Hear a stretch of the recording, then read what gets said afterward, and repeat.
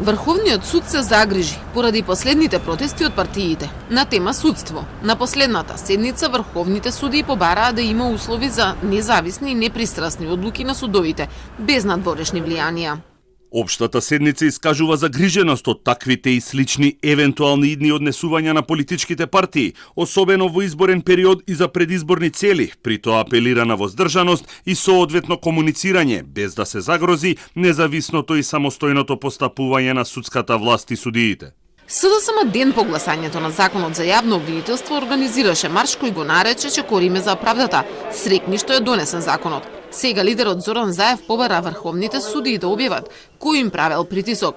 ВМРО ДПМН пак пред една недела организираше протест кој заврши пред Врховниот суд со порака дека по изборите правдата ќе дојде. Сега Мицковски го обвини Заев дека е тој што прави притисок врз Врховниот суд. Ако од некој има директни притисоци и закани, тоа да го објават. Должни си ми да го објават. Треба да го кажат од каде. Како ќе ги откорениме утре да нема, ако има денеска?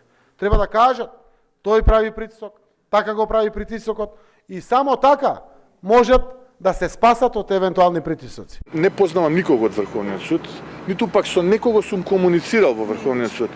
Ниту некој дошол до мене за да комуницира, но слушнавме кој е тој со трас методите, се договара вака или онака, дека ќе важела една судска одлука од тогаш до тогаш, тоа било важно за ова, тоа било важно за тоа и сум засрамен. Инаку ВМРО ДПМН претходно објави снимки на кои се слуша Заев како го споменува Врховниот суд и екс-специјалната обвинителка, кои ги протолкуваа како негово влијание врз судот. Европската комисија пак во мини извештајот нотираше дека има подобрување во правосудниот систем, а во делот забелешките беше споменато и разрешувањето на председателот на Врховниот суд Јово Ангеловски и уште една судика од таму.